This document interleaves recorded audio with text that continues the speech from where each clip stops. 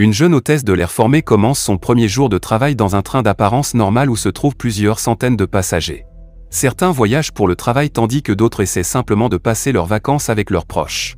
Mais au bout de 10 minutes, lorsque le train atteint une gare particulière, tout change. Les wagons deviennent vieux et rouillés.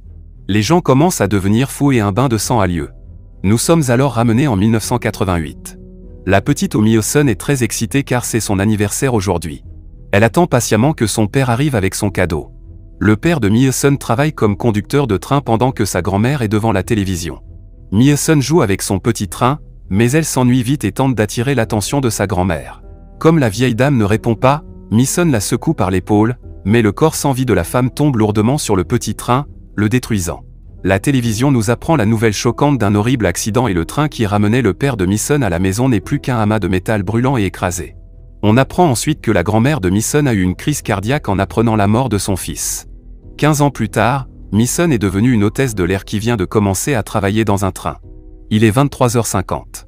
De nombreux passagers montent à bord, mais les principaux sont un couple, Eju et son petit ami, qui partent en lune de miel. Un groupe de 4 adolescents qui enquêtent sur les activités paranormales et 2 autres écolières qui viennent de sécher leurs cours.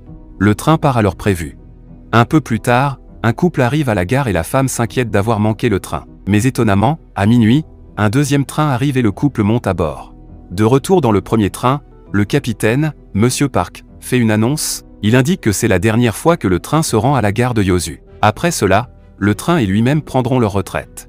Le couple et le chef du personnel célèbrent la fête d'adieu avec le capitaine et le félicitent pour son départ à la retraite. L'équipe de Paranormal Activity interroge l'un des passagers sur son expérience dans le train. L'homme commence par dire qu'aujourd'hui est la même date à laquelle l'horrible accident a eu lieu il y a 15 ans. Mi-Sun s'approche d'un garçon nommé Yuan qui voyage seul et qui fait des croquis dans son carnet. Le garçon dit à l'hôtesse que sa mère l'attend au prochain arrêt.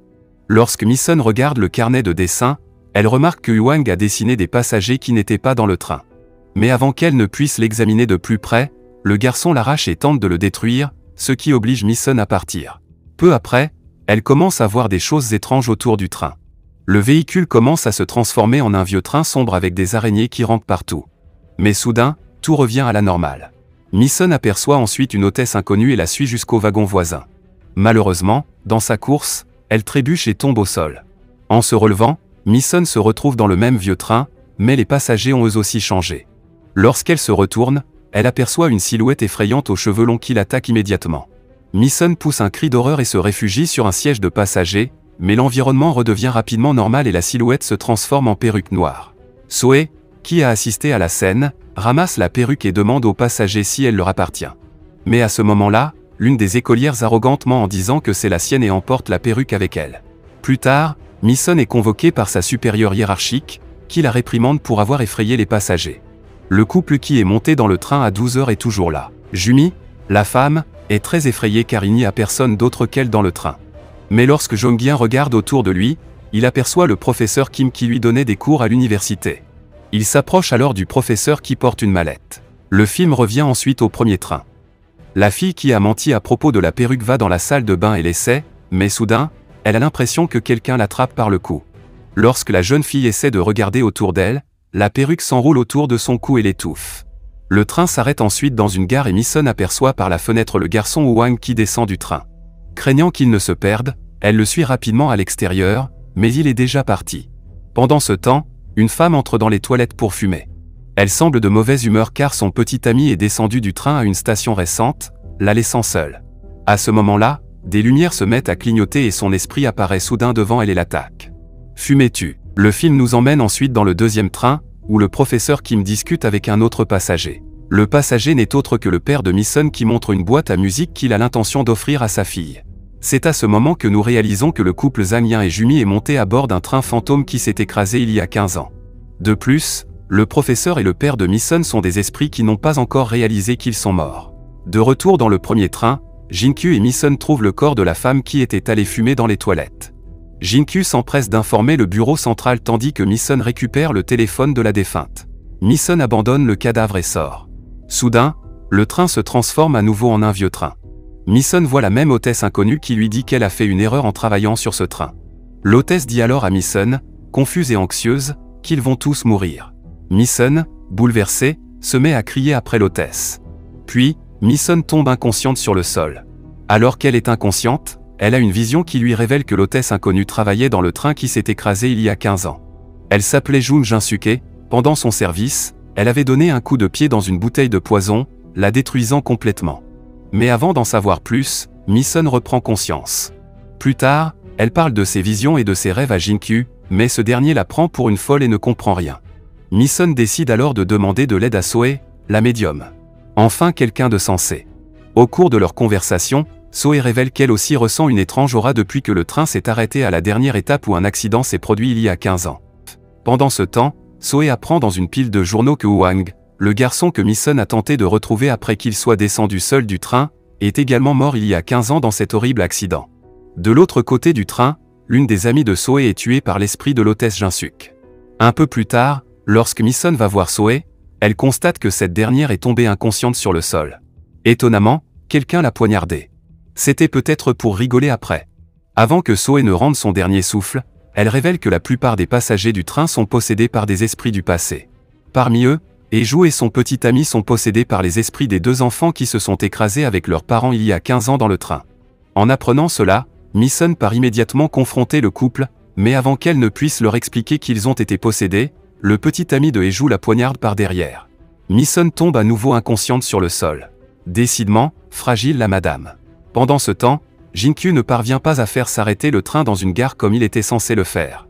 Il s'embrouille et les passagers commencent eux aussi à s'inquiéter. Ailleurs, alors que Mi-sun reprend conscience, elle voit son père à côté d'elle.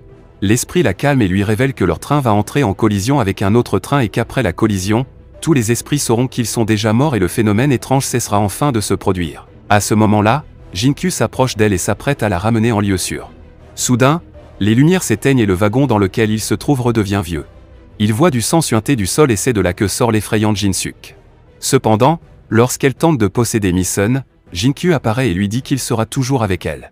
Il est alors révélé que Jinkyu et Jinsuk se fréquentaient avant que l'hôtesse ne meure dans l'accident. Lien de cause à effet? Probablement. L'esprit quitte alors Mi-sun et se blottit lentement dans les bras de son ancien petit ami. Pendant ce temps, alors que les lumières s'éteignent dans certains wagons, du verre commence à tomber sur les passagers et les esprits commencent enfin à réaliser qu'ils sont dans le corps de quelqu'un d'autre. Mi-sun se rend ensuite dans la salle de contrôle où elle trouve Eju et son petit ami. Le couple a tué le capitaine et change de voie de telle sorte que le train finira par s'écraser contre un autre et tuera toutes les personnes à bord. Mi-sun tente de convaincre Eju qu'ils ont été possédés et cette dernière commence à avoir des visions. Eju voit qu'il y a 15 ans, elle et sa famille voyageaient dans le train. Ils étaient censés se rendre sur une plage pour s'amuser, mais en réalité, le père prévoyait de les tuer tous à l'aide d'un poison. Ah, l'amour paternel.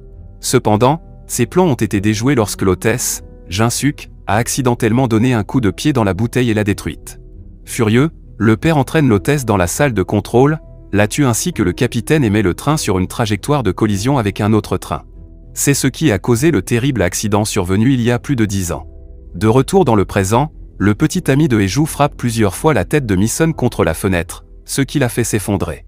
Mais contrairement à lui, Eju redevient la petite fille d'il y a 15 ans.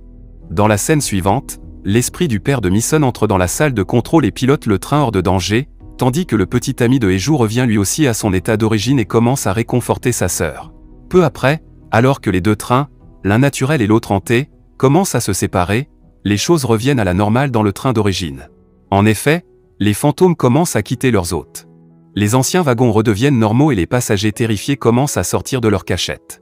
Dans la salle de contrôle, Mi-sun est réconfortée par son père qui lui dit qu'ils se reverront bientôt au paradis. Suite à cela, elle finit par mourir de ses blessures à la tête. La dernière scène du film montre qu'il fait nuit à nouveau et que le train pour Yosu arrive à la gare de Séoul pour son dernier trajet. Nous voyons Mi-sun sur le quai et elle est à nouveau hôtesse dans ce train qui effectue un voyage surnaturel.